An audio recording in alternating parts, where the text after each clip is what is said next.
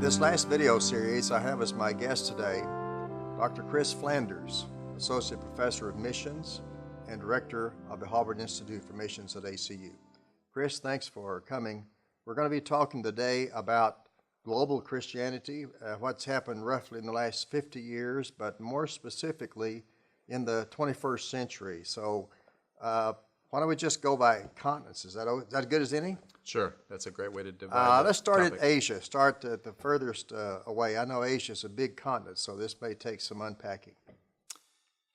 Well, when we talk about global Christianity, of course, we kind of have to clarify first what we mean by Christianity. A lot of forms of Christianity. Some are unrecognizable, some are new and strange, and some are traditional ones that we'd be familiar with. When I use the term Christianity, I'm speaking broadly of mostly, I'll clarify, Protestantism and evangelical Christianity as two kind of separate branches, but also bringing in the Catholic Church as it's flourishing in some parts of the world. Right, okay. And then, of course, we can talk more narrowly about other branches as well. Okay. So Asia, what a big continent, like you said. I think that the first thing most of us, as we look at global Christianity in the continent of Asia, think about is China. Some think that by the end of this century, one of the ways that we'll write the history of the 21st century is simply with the word China, that'll be a good way of summarizing what's going to happen. If we recall the brief recent history of Chinese Christianity, we know that missionaries were there early on, but the communist takeover essentially pushed all the missionaries out, and there was great angst and sadness on the part of Western missionaries because they felt that China had been lost.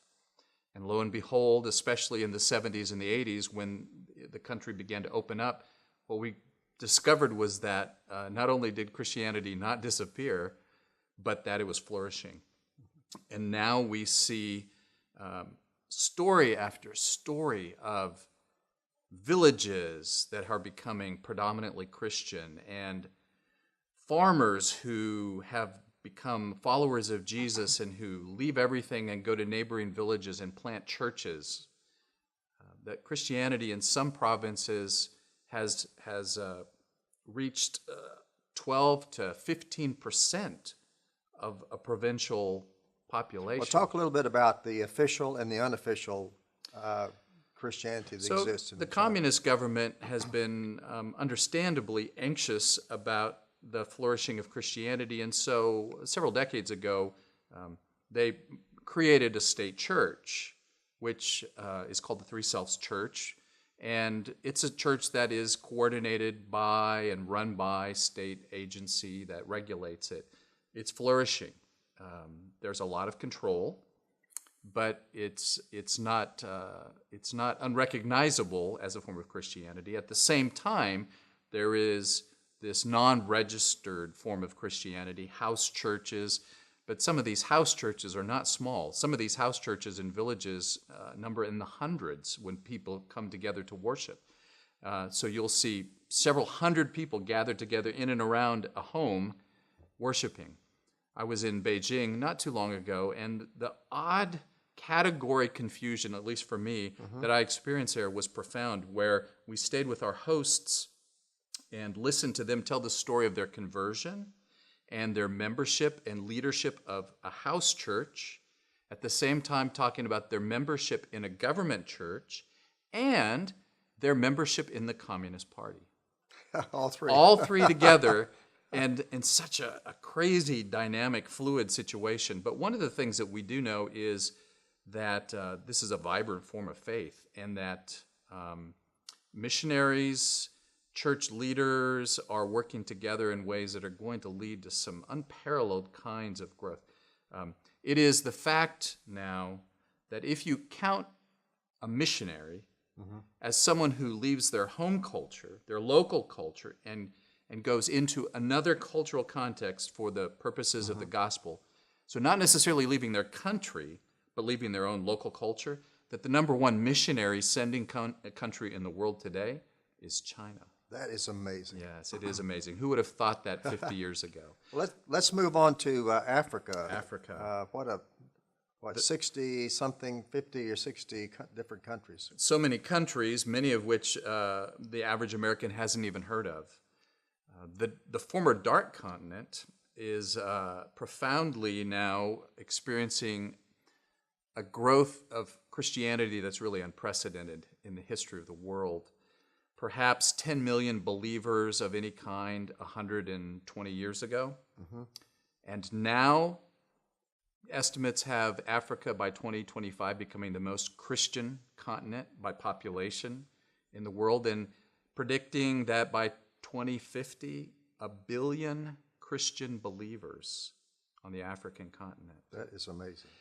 Stories abound of independent African churches that seemingly come out of nowhere and flourish and become energetic in their missionary work. I have a friend who works for the Redeemer Church of God, Nigeria, a church that 40 years ago didn't exist, now has over 15 million members and has active missionary work in 60 countries, including North America, where they've planted mega churches in Dallas, New York, Seattle, Phoenix. So in a very strange way, the world is now coming back and evangelizing us. Well, what about the charismatic movement? That cuts across a lot of continents. It does. So I don't quite know how to handle that, but let's just take the charismatic movement. Sure. As it has affected Africa. Is that a primary area of growth? It is. Charismatic Christianity has grown profoundly in Latin and South America and Africa, and in some parts of Asia. The boundaries are blurred because one of the things that you find in many forms of non-Western Christianity, and this includes churches of Christ, is a lack of separation between the supernatural and the natural world, like maybe we in the West have kind of grown accustomed to.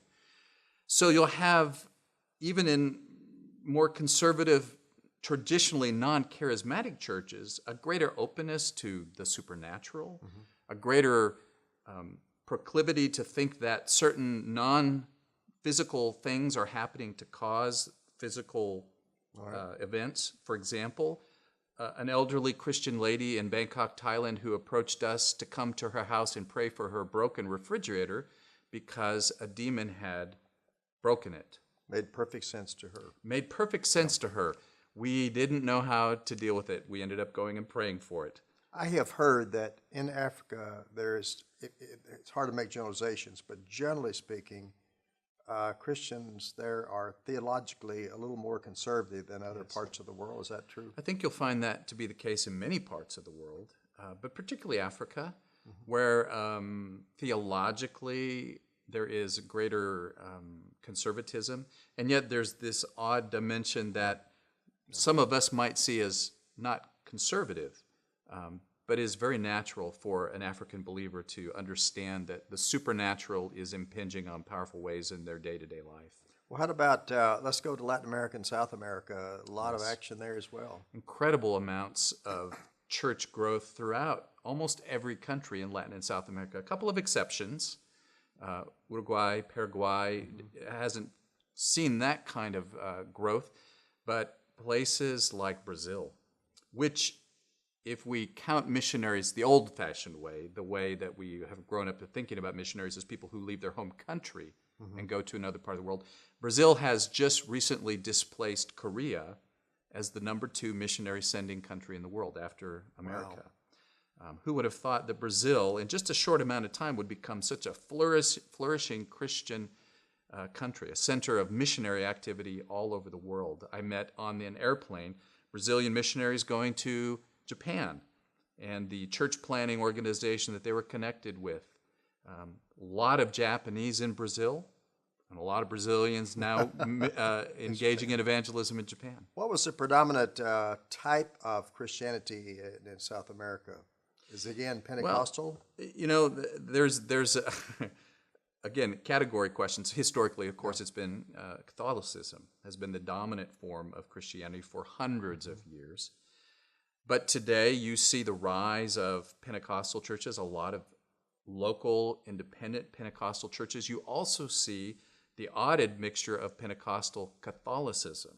which is a strange bird for many of us, but you find that at the member level, at the lay level, a lot of people not adopting the official stance of churches as they think it should be, but actually practicing things that we would consider perhaps charismatic or Pentecostal. And you see this really across continents, that as we see the emergence of Christianity in non-Western countries, we see people not adhering to the Western categories of the ways that perhaps we've grown to think of how the faith works out. How about Western Europe? Western Europe. Well, we've probably heard the stories of how church attendance is at an all-time low, at least since the Christianization of Europe. And I think that to a degree you see that most of those stories are not exaggerated, that traditional forms of Christianity are waning in many of its historically strong centers. So England, France, Germany. There's some counterexamples. Poland seems to be experiencing a rise, a strengthening of Christianity. But one of the things that you find, and this is what complicates the story, it's hard to always predict how things are going to go in the future. You find that some of the most vibrant forms of Christianity in places like Germany and France are immigrant churches. But the largest church in Paris is a church of immigrants from the Ivory Coast, led by a pastor from Côte d'Ivoire, the Ivory Coast. And so these forms of Christianity are bringing a vibrant infusion into the traditional structure of Christian churches. And so the future is uncertain. The future of Christianity in Germany may be Ghanaian and Ivory Coast immigrants and participating alongside a traditional German church. Very interesting. Very interesting. How about North America? I think like any place, as they say, it's complicated. Right. It doesn't appear that we are headed directly down the same road that Western Europe has headed. Part of the European story is the strong linkage between the governmental structures of each country and the state church. We've never adopted that officially in the United States, although some would contend that we have a functional Christendom. That's probably helped us out a little bit, at least to keep us from doing exactly what Europe has done. We see many forms of non-traditional Christianity pressing against the traditional forms of the Christian faith and infusing in some places, in some instances, a vibrant renewal. But it is true that in many places we see a greater separation between society and Christianity, an unhooking of maybe some of our privileges that we've assumed for a while. And that's going to put us in a new place where I think one of the things that we'll have to do is to develop or redevelop and recapture the way to tell the Christian story in a way that's compelling and intelligible. We probably assumed for a long time that we could count on people being theists, and we could count on people favoring the Christian story at some level, and our job was primarily to maybe tweak or fine-tune some of that. We're going to have to relearn how to talk about Jesus and the gospel in a way that communicates to people who haven't grown up with faith. That's quite a challenge. It's a challenge. Yeah. Our friends from Australia and Oceania, I think, would feel offended if we left them out. But any word to say about our friends down under? Well, I think that Australia, New Zealand are experiencing some of the same challenges that parts of Europe are experiencing. Oceania is different. Melanesia and other places, many of the countries there are predominantly Christian, and some have a very strong, robust missionary activity, sending missionaries out. But they're small, and so they probably don't get as much in the press as some of the bigger countries like South Korea and Brazil get. But you find examples of that, and I think that what you'll see in Australia and New Zealand is probably what you see to some degree in Europe. That is a stronger secularizing force and a really profound impact of urbanization that is really impacted the whole world. Well, as a final wrap-up here, what advice would you give congregational leaders, particularly in Churches of Christ, since that's our constituency, to consider as they contemplate a missions emphasis, or perhaps even rethink their whole approach to missions? There was a time when we kind of viewed ourselves as a sender of missions. Missions was out there, and we were a source of sending, a source of missions. One of the things that the growth of the global church has thrust upon us is that we no longer are that center, that these are legitimate forms, these are legitimate sources of Christian energy and vibrant faith, and that they deserve our respect and they want our friendship. So instead of being senders necessarily, we should look at being friends and partners. And that's one of the key lessons from the emergence of the global church, is the learning the ability and developing the capacity to partner, to walk alongside, to not be the lead in the dance, maybe even to change the metaphor from dance to friendship, and to learn how to become friends, to listen deeply, to not assume that we know what churches in Brazil or Thailand or Malawi need, but to become good listeners. And once we understand what they need and they see that we respect them as their own, on their own terms, we can really develop some wonderful friendships and partnerships, and we can do a lot of good together.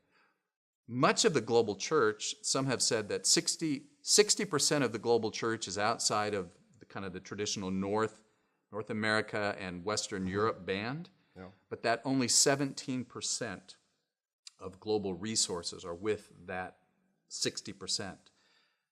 So there's a lot of need, and we need to be wise.